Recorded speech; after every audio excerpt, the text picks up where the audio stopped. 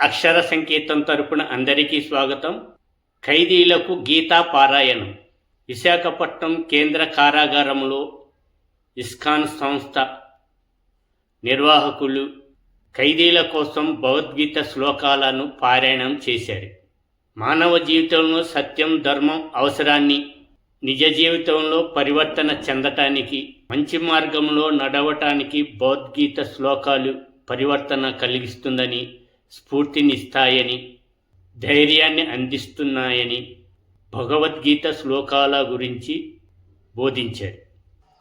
ఖైదీలకు భగవద్గీత పుస్తకాలను పంపిణీ చేశారు. ఈ కార్యక్రమంలో ఇస్కాన్ సంస్థ ప్రతినిధులు, జైలు అధికారులు పాల్గొన్నారు.